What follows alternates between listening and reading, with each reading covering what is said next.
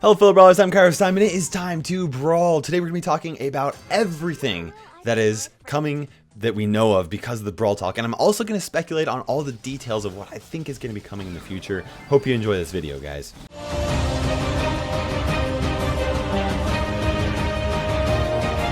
Now before we get started in here, guys, Brawl Stars was kind of separated into two parts, okay? So the first part was state of the game, right? How is the game doing? The second part is what's coming in the update. For today's video, we're going to focus only on what is coming on the update, but I do have a lot of thoughts on the state of the game right now, so if you would like to see a video on the state of the game in response to Brawl Talk, go ahead and like the pinned comment in the comment section below.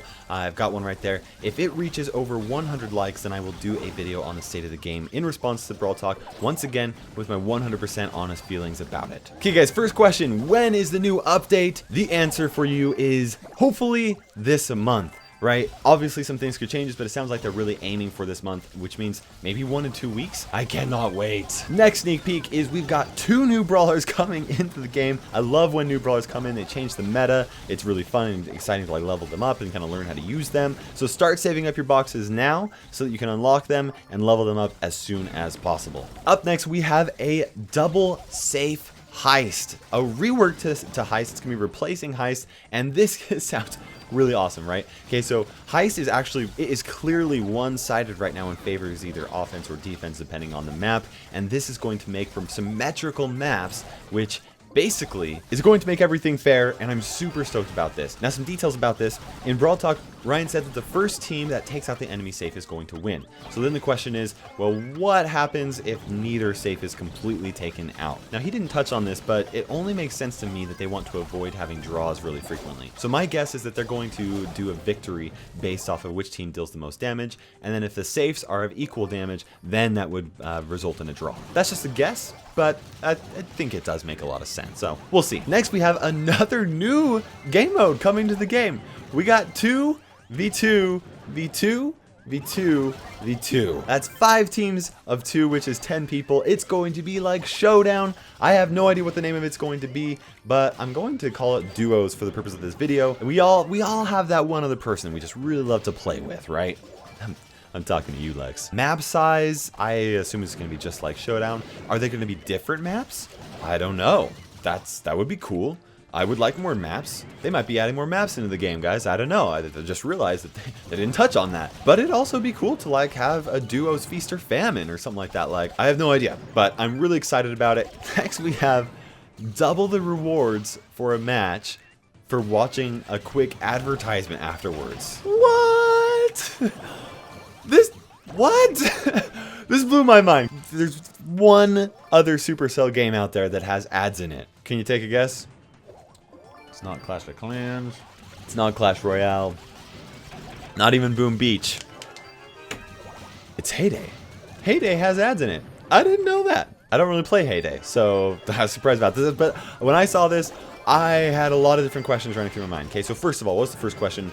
How are ads going to impact the player experience? Are they going to force ads on us and make us watch it, or is it going to be optional, right? There's so many games out there that do that, and it just drives me nuts and ruins the player experience, for me at least. But there are also a lot of games out there that do not force you to watch the advertisement, but they offer it to you, and if you watch it, then you double your rewards. This type of an ad experience has zero negative impact, because if you don't want to watch the ad, you just don't watch it. And if you do want the rewards and you're willing to watch the ad, you do it. Then you support the game development, and you also progress faster. And that's a win-win, right? Now in the Brawl Talk, they said that this is going to be how it's going to happen, and I'm really excited about it. And so really, this should have zero impact on you if you don't want to watch the ads and you don't want to double your progression. You won't even have to hit another button. Now if you're like me, you probably don't have a lot of money to spend on mobile games, and even I will spend money on mobile games, but I call that an investment because it's a YouTube channel. I don't know if I can do that or not.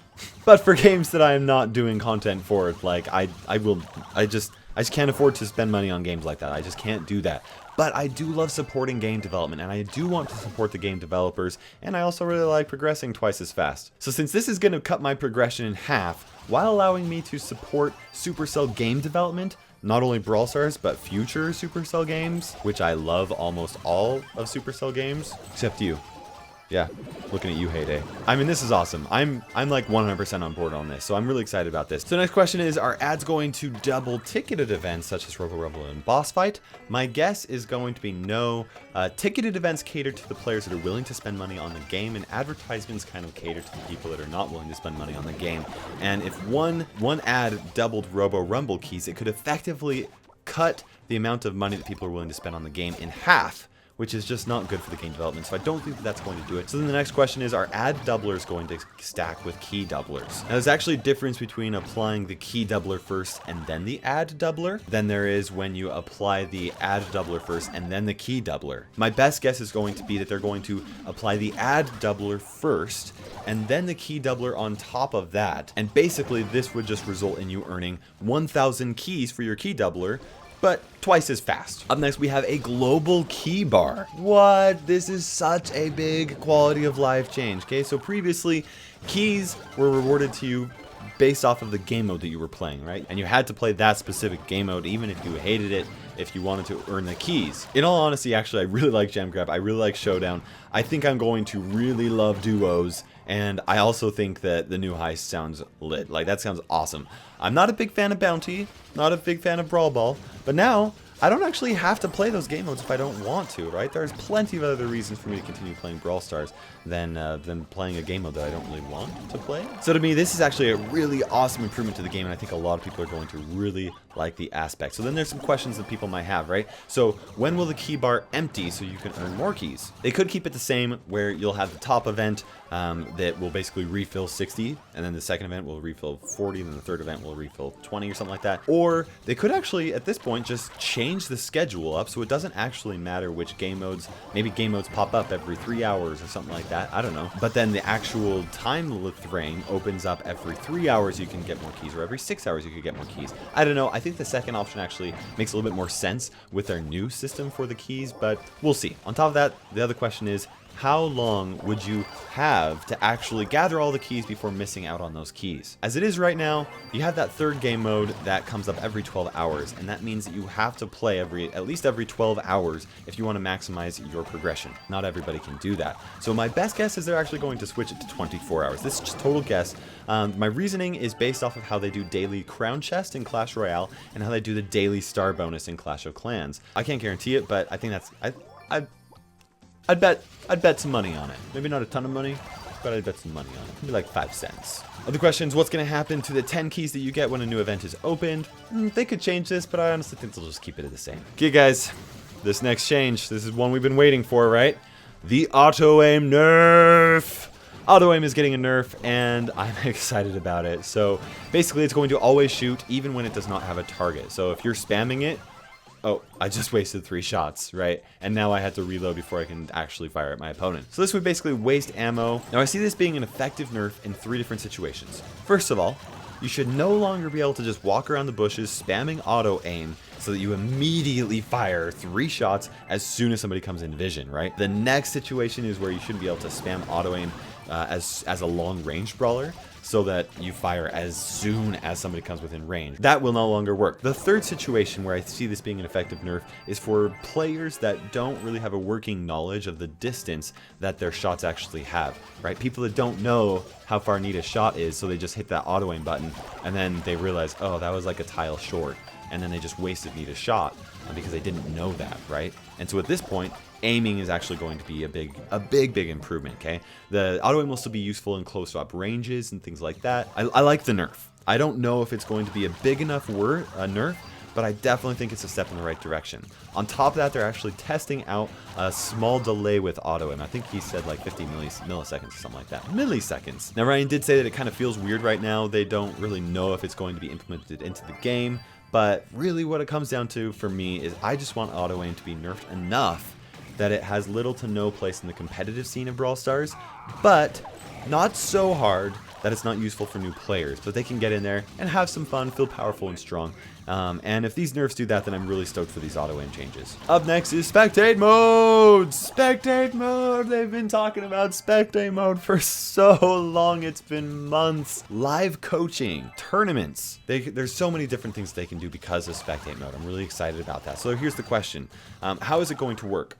So I'm going to assume that it's just like in Clash Royale, where you can watch people live if they are your friend, or if they are in your band. Now Ryan did mention in Brawl Talk saying you could watch the pros. And when I first heard that, I was thinking of kind of like a top ladder live TV channel, right, where you just like go on there, watch some random top player. And after thinking about it, I don't actually think that that's what he meant. There can be a lot of issues with cheating, and then also like people come into Brawl Stars so that they can just play Brawl Stars, not because they actually want to be spectated live. People want to have fun playing. They don't want to feel like people are always watching over their shoulders. So I don't think that's what they really meant. I think more likely than not what he meant is that if you have top players that are your friends or top players in your band, then you would be able to watch them live, and that makes the most sense to me, and that's exactly how it works with Clash Royale. And the next question about this is, are replays coming? Now they did not say anything about replays. Replays are a big deal. That's a really big change. It takes a lot of effort and work to put in there. I doubt that they just like forgot to say, oh yeah, replays are coming out. I think most likely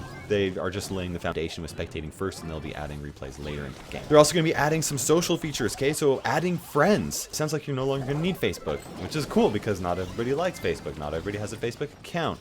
Some people live in China where Facebook's not allowed. Yeah, it's not allowed in China. Weird, right? On top of that, they're going to be adding a play again button for playing with randoms in matchmaking. I actually play with randoms all the time, and it's hard because sometimes you play with somebody and you're like, yeah, we really killed that. That was awesome. And sometimes, I mean, it's hit or miss. It really is. You guys know that. This next change is really awesome, guys. They're doing a trophy progression system rework. So basically, you're going to reach certain rewards for reaching various trophy milestones. This is going to be super beneficial in helping people have the desire to actually play in the ladder and actually try to win. And it's also going to make it feel much more rewarding for actually playing and pushing. On top of that, they also mentioned that there are going to be guaranteed brawler rewards. Okay, so you reach a certain trophy count, and then that specific brawler, let's say it's Jesse at 1,000 trophies, you're like, give me Jesse, yeah! And you know it's going to happen. You cannot earn Jesse in the brawl boxes. You have to earn her on the ladder, and that's really fun, really exciting. Now a couple questions here. So what if you have a brawler that's rewarded at 4,000 trophies, but you're only at 3,000 trophies and you've already unlocked that brawler? What's going to happen? Well, I highly doubt they're going to take it away from you. You'll probably just keep it, and then anybody new, it'll affect them the most. On the flip side of things, what if you're at like 9,000 trophies, right? And you basically missed out on all of these rewards for progressing throughout this entire time because you've been playing, because you're really competitive, you just want to be at 9,000 trophies. Will you earn those rewards? Now, it's important to realize that Supercell actually does not need to do this, and there's not really a reason for them to, so don't expect it if they do it. That being said, though, they have reworked in the past when they've reworked progression systems for the beta. They've done it in a way that actually favors the beta players, so I think that there's a chance they might do it retroactively and like actually give us some rewards, or like maybe give us some of the rewards or something like that.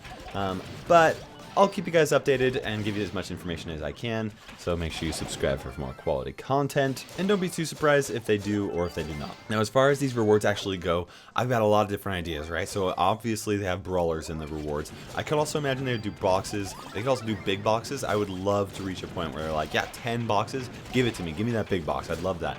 They could also do tickets so you can do more events. They could just give you key doublers so you can earn rewards faster, give you gold for maybe smaller achievements or things like that.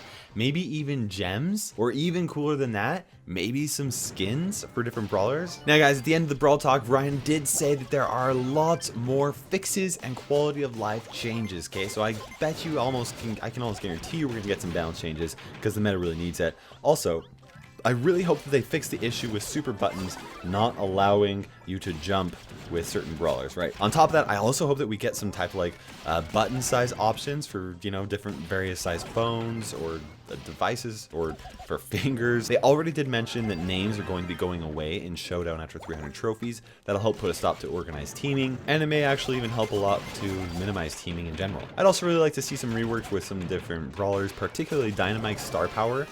It's hardly functional right now with the current controls. Anyways guys, thank you so much for watching this video. There's so many exciting things that are happening. Please let me know what you think about it in the comment section. Tell me which things you're most excited for in the update, and then like your favorite comments so that I can see what you guys are most excited for. For now, this is KairosTime ticking by, and we will see you in Brawl Stars.